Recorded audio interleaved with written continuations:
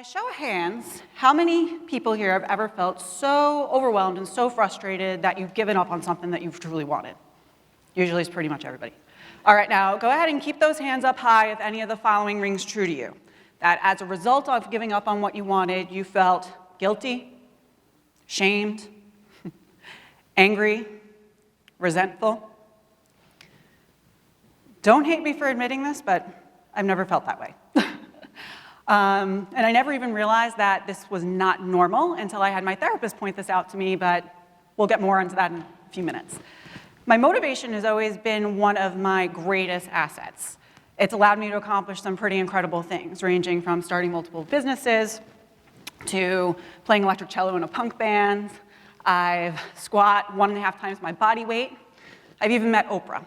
I've also accomplished more normal goals, like starting a family and owning a home. However, my drive, my greatest strength, is also my greatest weakness, because when you are always on the go, sometimes it's difficult to know when to stop. It's also extremely difficult for me to get to that point of overwhelm and frustration that most other people do. So for me, it's kind of like I'm a frog in boiling water, but the water never fully comes to a boil. The last time that this had happened for me was back between 2016 and 2018. I was a new mother, and as chance would have it, my marriage disintegrated at the exact moment of my son's arrival. So in efforts to make a better life for me and my son, I moved us from where we were currently living in Brooklyn out to Long Island to be able to save some money and be closer to my family. At the time, I was still commuting to my job in Brooklyn, which was something that I took great pride in, because in my job, I was the third generation in my family to be helping run my family's business. I was a senior vice president. It was something I took very, very seriously, and ultimately was something I absolutely loved doing. My commute at that time was maybe about 45 minutes, which really wasn't too bad in the scheme of things, because when I lived within Brooklyn, it was 45 minutes. But remember, again, I was the frog in boiling water. So over time, I found as I was commuting back and forth, I very slowly got angry and irritable. I was seeing my son actually, let me take that back. I didn't get to see my son in the morning at all because he was an infant when I left for work, and I only got to see him for about an hour in the evening by the time I got home. The most I got to see him was through my home security camera system, which, I didn't make me happy. I knew it wasn't normal, but ultimately I just kind of kept pushing forward, because in my mind, everything was fine. I had what I wanted, which was ultimately to be running a business, and I was doing so with my family's business. As time went on, I started to feel weird. So, like I mentioned before, most people, they feel angry and they feel overwhelmed and frustrated. For me, I just felt literally weird, to the point where I went out and I started to seek therapy again. So during this time frame, I don't know what made me think to do this, but I decided one day to add up the number of hours I was paying my au pair to watch my son while I was driving in my car to work. Does anybody want to take a wild guess at how much time that was? Just yell it out. 10 hours, 6 hours. More? 20. I was spending a part-time salary to get to my full-time job. So I had reached the almost boiling point. But because I was passionate about what I was doing in my family's business, and I thought everything was fine, I just kind of let it keep simmering. So I've noticed since then there are 2 ways to become inspired to make a major change. There's the logical one, which we're going to talk about in a bit, which is identifying when you become overwhelmed and frustrated, and from there asking yourself the right questions to identify what has changed and then make necessary changes to be able to push your life forward. Or there's the second, more common way, which I refer to as a pivotal life moment. Pivotal life moments don't discriminate against anybody, unfortunately, regardless of your drive or your motivation. So for me, adding up the hours of my commute wasn't enough to be able to inspire change for me. Instead, it was the trauma of being the one to discover that somebody I loved dearly had chosen to take his life by suicide. I vividly remember that day because one thing that they don't tell you until you are a suicide loss survivor is if you are the one to find them, you have to remain on site for the detectives to come and clear you as a suspect. So I vividly remember standing on the lawn of his apartment that day. It was June. It was 90 degrees out. I'm crying so hard. The hot tears are just dripping down my face. And I remember looking at the sun and thinking to myself, Corrie, you and everybody you love could be gone in an instant. Start being present in your life. What are you doing? Since then, I've noticed that sudden and unexpected loss can inspire great change and great action.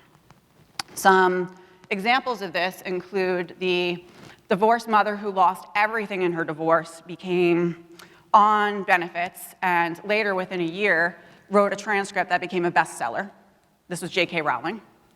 Or the woman who was sexually, what's the right word for it?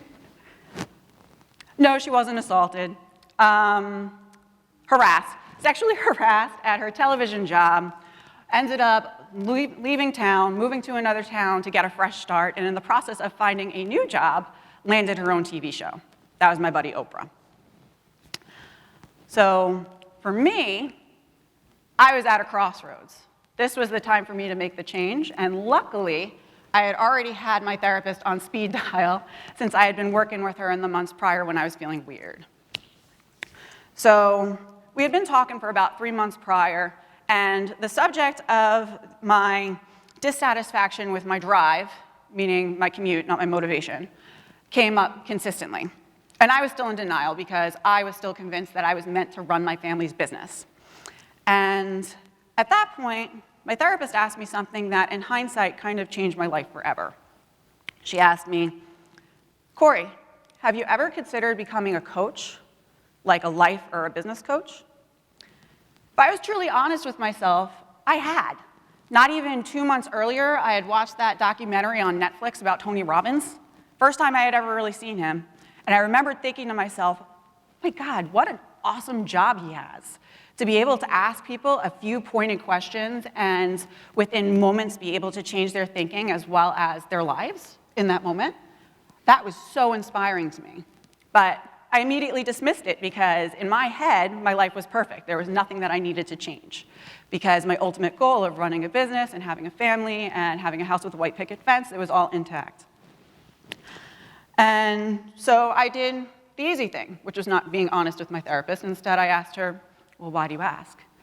And her answer surprised me. And I'm paraphrasing here, but it was along the lines of, in the amount of time I've known you, Corrie, you have this incredible ability to be able to just push through problems. And it doesn't matter whether it's your personal life or your divorce or what you're doing in your business.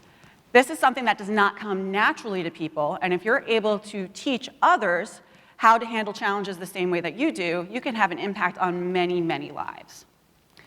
And this is how I learned I'm not normal, as if playing electric cello in a punk band is.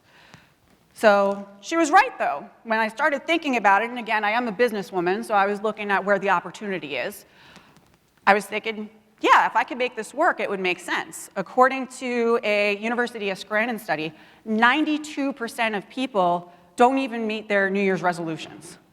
I mean, that's enough market share right there for me to validate the need. Because the problem is we all can't just sit around and wait for pivotal life moments to happen just in time for our New Year's resolutions. We have to learn how to take appropriate action and to identify when things aren't working out for us in order to keep ourselves motivated and going. So she was right. I started to kind of look through and identify how I do what I do in order to be able to teach it to other people.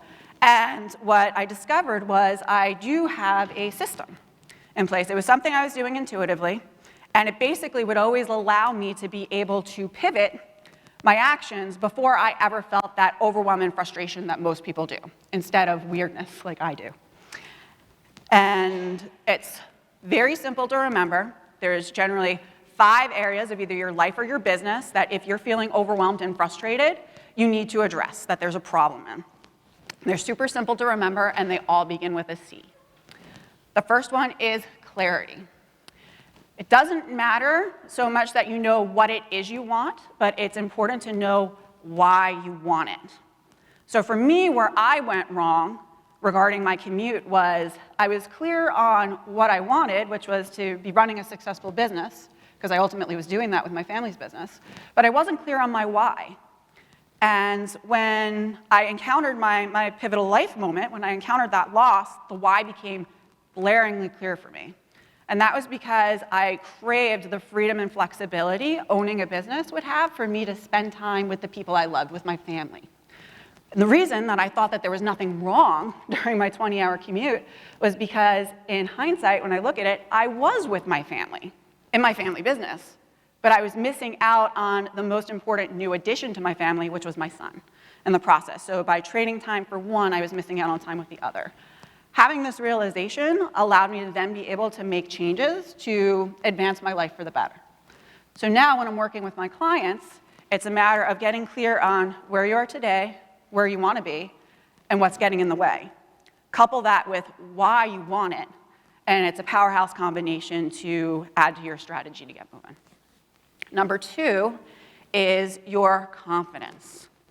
Doesn't matter what you want or why you want it, if you're not confident that you could do it, you're never going to get there. And this is going to sound harsh, but it's true. No one else is responsible for your confidence but yourself. It's no one else's responsibility to pump you up. If you are not confident about something, it's up to you to go out there and get the education or do the work or do whatever is needed so that you feel rooted in that success.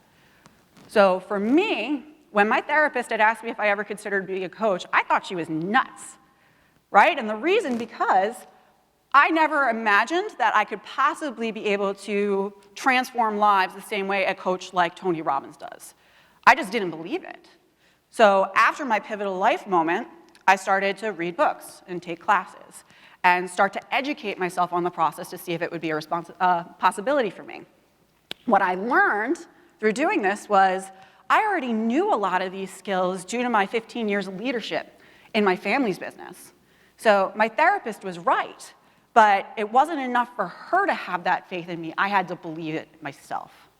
So confidence is probably one of the utmost important things for you to add into your strategy, building that up. Number 3 is community. And when I say community, I mean your social support as well as your environment. Who here has heard of the famous motivational speaker, Jim Rohn? By show of hands, a bunch of people. He once famously said, "We are the sum of the 5 people we spend the most time with." Right? So if the 5 people that you choose to surround yourself with either don't believe you could achieve what you want to achieve, don't understand it, or don't know the path to get there, it's going to become that much more difficult for you to actually go out and achieve it. Right? Because you don't have the structure there to be able to take you on the road and guide you there. So following my pivotal life moment, one of the things, and this is anybody who's suffered any kind of grief can relate to this, especially a traumatic one, the people who were there for me in the past, some of my quote-unquote best friends, were nowhere to be found. Right? Where on the other hand, many strangers and acquaintances who experienced something similar to me suddenly came out of the woodwork. I intuitively knew to be able to get through a situation like this, that it was all going to depend on the people that I had supporting me. And I knew that I had to go out and find that support. They weren't necessarily going to come and find me. The most important for me was a suicide loss survivor group. But then again, suicide loss survivor group doesn't go knocking on doors recruiting people.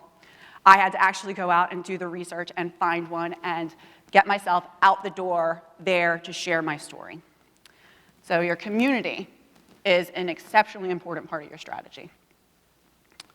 Number 4 is your conditioning. When I say conditioning, I mean your mental health and your wellness. Right? So if you take, from my example, we have 168 hours every week. Each and every one of us has the same amount of time. Figure you spend about 58 hours sleeping, and for me during this time period that we're referring to, I was working 40 hours and I was commuting 20 hours a week. That left me 33% of my waking hours for everything else, Remember, too, I was a single mom. So that meant I had to get all my chores done during that time. That meant I had to do my grocery shopping, clean my house. And also, that was the limited time I had to spend with the people I love, which, as you could tell through my presentation today, it's something that's very important to me. Who did that leave time for? No time for me. You know, no matter how hard I tried, I couldn't wake up early enough to get myself to go work out. And in the evening, by the time I was done putting my son to bed and getting through the end of my day, I never had that time to myself to be able to decompress from my own mental state. So one of the things that I love to share with my coaching clients is even the Energizer Bunny eventually runs out of batteries. You have to be working on making sure that you're taking care of your mental health and your wellness so that you could be of highest benefit for everybody else surrounding you. So following my pivotal life moment, I said no to anything that wasn't in direct alignment with my priorities, which at that time was taking care of my mental health and wellness and spending time with my son. So during that time frame, I slept a lot, I cried a lot, I ate healthier than I've ever eaten, and I also started exercising and took up meditation, right? Anybody who says there's no cure for a broken heart hasn't tried this strategy, and you probably should if this is you. But the important thing is you have to take action and actually add it into your plan. Lastly, the fifth C is consistency, right? If you want to lead an extraordinary life, it requires extraordinary action. I'm going to repeat that. If you want to lead an extraordinary life, that requires extraordinary action. Think about it. If what you were doing or what you are doing today was going to get you to where you want to go, you'd be there already, wouldn't you? It's going to require you taking action over and above what you're already doing to be able to get there, right? And the way that you get there is by doing. And again, by doing, you're increasing your confidence, and you're pushing that comfort zone on a regular basis to the point that it then becomes comfortable. But in order to maintain that consistency, that requires some kind of regimentation. So what I usually walk people through is making sure you're setting daily, weekly, and monthly goals, and you're scheduling time on your calendar to make time to review your progress in getting there. Because truth is, if you're on a check-in day per your calendar and you notice either you're completely off track or maybe even your priorities change, which happens, it's not a big deal. You just pivot your strategy, right? So that sums up the 5 C's of my motivation method. Again, it's clarity, confidence, community, conditioning, and consistency. One of the things that's great about this system is it works in a cyclical kind of nature, right? So we always get overwhelmed and frustrated. Everybody at the beginning of this presentation all raise their hands. It's kind of human condition. So in using this system, the next time you get frustrated or overwhelmed, you sit back and you think, okay, where in my life or my business am I having issues in these 5 specific areas? We're making it very, very easy to go through and look. You make the necessary strategy changes. You're automatically going to become more motivated and more inspired to start doing, knowing exactly what the problem is. You're going to get kick-started again. Eventually, life's going to change again. You're going to get frustrated and you're going to be overwhelmed. But at least this time, you're going to feel more confident because now you'll know the system to be able to get that motivation kick-started again. Thomas Edison once said, "Our greatest weakness lies in giving up. The most certain way to succeed is to always try just one more time." If you take anything away from what I've shared today, I truly hope it's this. Don't give up. Change your strategy instead. Because when you do, you'll achieve everything you've ever dreamed of and then some. Thank you.